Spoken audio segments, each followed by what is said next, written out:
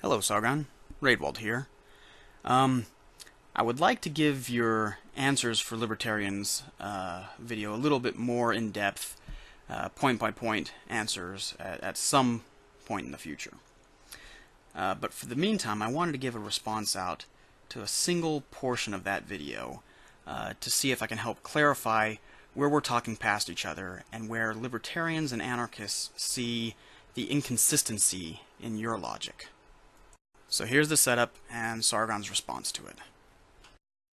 Can you morally justify the federal government preventing a small territory from seceding from a larger country? This is actually a very good question, and one that I don't agree can be justified, but is going to be justified by sovereign power. I'm not going to go into it now because it would take a very long time to go through, and I'd have to go through a few things that I've recently read and pull out a few important and pertinent extracts. But yeah, very good question. And no, I think that it's not really justified. I think that people should have the right to self-determination.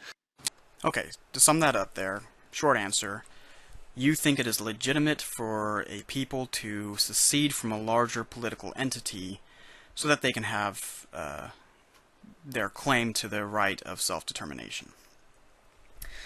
So here's my question then. If it's legitimate, say, for my state to secede from my country, and my county to secede from my state, and my city to secede from my county, could it not then be legitimate for me to secede from my city? What about my family? Or is this a right that's held only by groups? You see, Sargon, in the past, you've defined collectivism in terms of rights being assigned to the group or collective rather than to the individual. And I know that's not the most rigorous attempt at a definition, but it's a workable one for our purposes today. So, by your own definition here, either A, Sargon, you are an anarchist because you believe I have a right as an individual to secede from all larger political entities, or B, you are a collectivist by your own definition because you are assigning to the collective or group rights which do not are not reflected in the individual.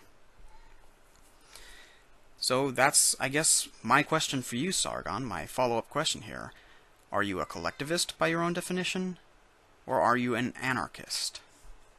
And if you're going to go the route to say that, well, at least in this thing you're a collectivist, then I have some more follow-up questions. Say, for example, okay, maybe the right to secession and self-determination are collective rights. They're not really individual rights.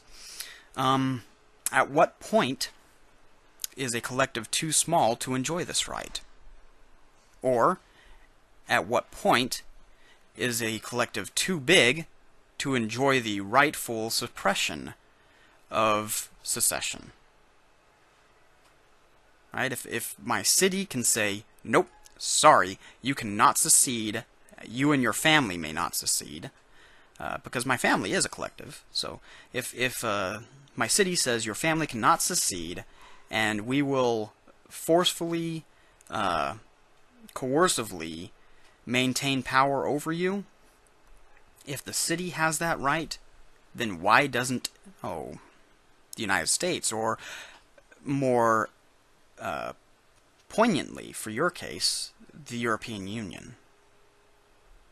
So, again, this is an inconsistency I'm seeing in your logic, and I think it's part of why you and ANCAPs tend to talk past each other.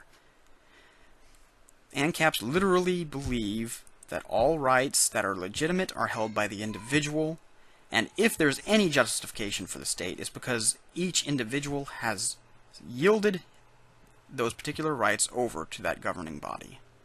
No other case is legitimate, which means every other case is the exertion of power without authority. Alright, I will leave it at there. Thank you for listening.